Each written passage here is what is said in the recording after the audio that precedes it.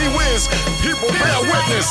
Thank you for letting us be ourselves. It's Chuck D right here, Real News Network, on the real, off the record, with the King of Rock, Hall of Famer, DMC, and this is the Spit Your Mind segment where I try to, get questions off the web, and especially for Mr. Darryl McDaniels, and we try to give as brief answers as possible, and we'll see how this works. All right, for DMC, question comes, if Jam Master Jay was still with us in 2009, what would be Run DMC's current status?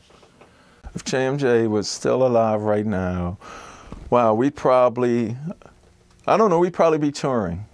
We'd probably be on the road. Yeah, all the way up to when the situation happened. Mm-hmm. We was on the road. On the road, we like was on the road, the previous week. And the fact that Jam Master Jay comes back to his neighborhood, has a studio right where I've heard the first Run DMC record at a club called Encore. Right across the street. My goodness. Sure. That's why I tell people, I don't necessarily look at the guy that pulled the trigger to kill Jay, but the very thing Jay made it away from, came back to deliver his people from, is the very thing that killed him.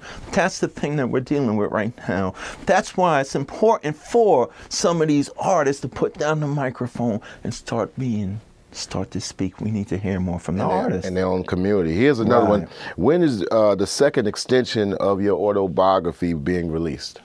I'm working on that right now because the first book only happened for me to find out the information for the second book. So that should be this summer, hopefully this summer or September coming up. And in the first book, you had yet to discover that you was adopted. Right, the first book was I'm Darryl McDaniels, because I got to a point in my life where I was like, I'm not just DMC, I'm also Darryl. So I was like, what this news show is doing. I was like, this generation and the little kids need to know about Darryl, the little boy called DMC. So I was like, I'm Darryl McDaniels first, DMC of Run DMC, groundbreaking rap group, first to go gold, first to go platinum, first on MTV, the whole thing. And I was like, I was born May 31st, 1964. Oh, I just need a couple of details. Hey, Mom, how much did I weigh? What hospital? What time I was born? She told me those three things. Hung up the phone. An hour later, he called back. Oh, my mother and father, we have something else to tell you.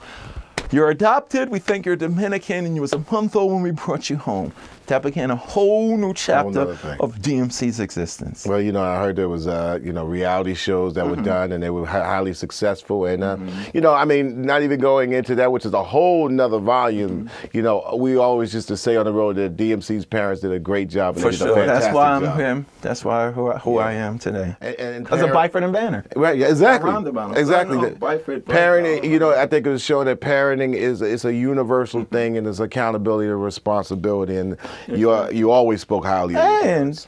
At the height of my career, the most important thing I rhymed about was son of Byford, brother of Al. Banner's my member, runs my power. It's McDaniels, not McDonald's. Rhymes with Darryl's, Burgers, or Ronald's. I ran down my family tree. Mother, my father. I could have rhymed about I'm rich and this and that, but I rhymed about family. And so all those kids in the hood was like, yeah. Real stuff. What is the report like with Run and the JMJ family? With running the JMJ's family, I don't know about. Of course, I've been trying to pull the flag for the Run DMC official reunion for the last 5 years. Everybody is. Well, I don't know what Run is doing, but I go to Jay's son football games. I go to Virginia to be there, and when he graduates, all of that. So everything I've been doing since the kid was born, still involved with the family. See, I don't do nothing for Jay's people. Right. Unless his wife and kids is involved. Okay. Because then I know everything that we do goes to the source. And she don't take no money. People think she do these foundations. Every dollar she raises for the J&J Foundation, she personally takes the check and hands it to Andrew Jackson High School, the school in Brooklyn. She don't put none of the money in her pocket. So what does Profile and BMG and Sony had bought Profile? What do they do? What do the record companies do when it comes down to the support of the family? Nothing. People would like to hear that. People need to hear that. They don't do nothing. Because I'm pretty sure a person out there in the world says, here's a Run DMC, $10 for the tape, the record, the CD, and 50 cents a dollar goes to any nothing. They don't do nothing. It's crazy. You got to do everything yourself in this day and age. I was on a show with Joseph Simmons, Run, who's has a reality, TV, a series going on now with his daughters, and when I was on this show, we were talking about the greatest hip hop groups of all time. I told Run about the road, and he had this gleam in his eye going on. And I was like, well, what's up? And he says, well, maybe like a Grandmaster Flash would be a DJ, and I also named Hurricane, who's that would make easy sense. fit in. Oh, for sure. That gleam is starting to like pop in his eye because I think it's back there somewhere. Well, I mean, look, hip hop doesn't get old. We just grow up, but we get better. You know what I'm saying? We get better with our craft. Fleetwood Mac is getting ready to pack out a whole bunch of arenas in the United States. Metallica, Fleetwood Mac. Listen, the Rolling Stones. People joke at them. Oh man, listen. There's going to be a Rolling Stone concert when they're dead in the grave, and it's going to be it's going to be an event. And when the Rolling Stones come to town, you might not look. And I'm a little bit older than you. I was 4 years old when Satisfaction came out, and if I go see the Rolling Stones, I'm mad if they don't. That's crazy. I would just seen them a year ago at Giant Stadium. Incredible. Because you look at the Rolling Stones, they're doing exactly what they were doing when they were beating on pots and pans in the garage, hoping somebody would listen to their record. And they do it better than a lot of acts out today. That's the problem. Wow. Run DMC's classic catalog made a point to incorporate rock guitar into its sound, which became a trend. In recent years, you've been known to have an interest in classic rock with your Checks, Thugs, and Rock and Roll LP. You incorporated elements of Hendrix, Neil Young, and others. Should contemporary hip-hop artists be exploring more of this music legacy, whether it's sampling or lyrical inspiration? They should explore it because you need music to rap over. See, rap is what I do, not what I am. It's like coming here today at the gas station, the guy looks at me and goes, you used to be a rapper. You don't say that to Bruce Springsteen. Bruce Springsteen is not sitting around going, oh man, I'm over 45. Does that mean I can do rock and roll anymore? I consider myself a rock star. People ask me, D, any artists of today that you listen to? And I go, and the radio gets silent if I'm doing an interview on the radio. And the last MC, the last rapper, that term rapper, the last rapper I enjoyed was DMX. You know what I'm saying? Yeah. Like the new guys, the last new rapper was DMX because he was like, I'm messing up, I'm trying to get it right. And I respect that. Like out of everybody was show business and money.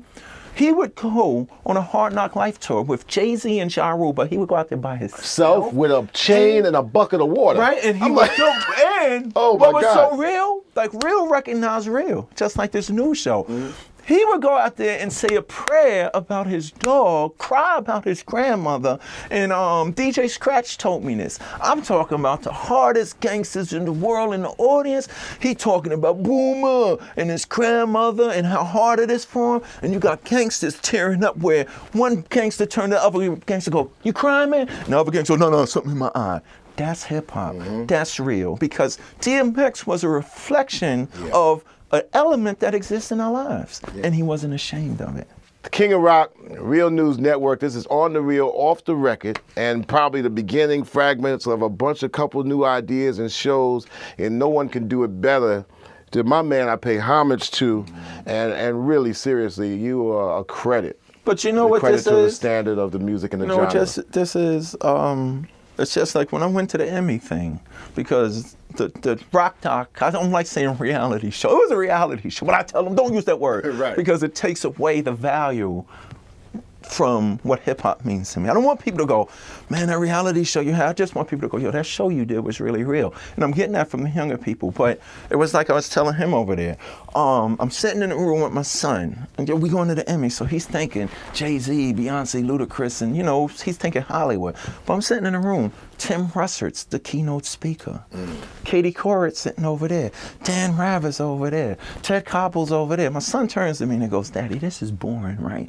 And I'm going, nah, man, it's a whole nother level for hip hop. Because we still got some work to do, and we still got places to go. And like I said, I had this effect. Like when first I got nominated for an Emmy, okay, the purpose for which I intended is served, but then we won. I watched executives from Viacom jump around like kids, we want an Emmy, we want it. I got nervous because then I knew I got another vehicle, because I can't go to these kids and I can't necessarily go to the radio station and say, play my record, but I could turn the music off and I could do a show like this show. Or if you come to me and want to do a reality show, I say, nah, I don't want to do Vegas, I don't want to do Miami. I want you to, follow me as I go speak in the jail, or follow me as go get these kids. You told me a long time ago, all this money is good. All this money is good. Remember the big tours? But you said, yo, D, the most powerful thing about hip hop is there's always a camera, a microphone. We always on the radio. Rappers are making movie now. We can turn around our situation. All right, this is Chuck D on The Real, off the record for the Real News Network, signing off with my man, legend, hip-hop Hall of Famer, rock and roll Hall of Famer. He is the king of rock. And before we go, I want you to give information. You deal with your MySpace page. You have many friends there. You could go to my website, which is www.me-dmc.com, and you could go to MySpace/DMC. You could get the new single, hear the new single, which is coming soon with the new album, and you could keep up with everything that I'm doing. Lectures, shows, appearances, whatever it is. And the new up-to-date, when it gets close to that Run DMC official reunion, which will be happening somewhere. That'll be, well, seriously, I mean, not to stretch this a little longer, but we got, you guys are going to be together on that induction I don't know stage. if we're performing. Yeah, but it's going to be like, if somebody starts going, cat. We're out. It's been real. He trying to set it off. Hit it, run. Boom. All right. We're out. Chuck D with DMC. Gone. Hey, this is the ending, but a beginning of something new and fresh, so stay tuned.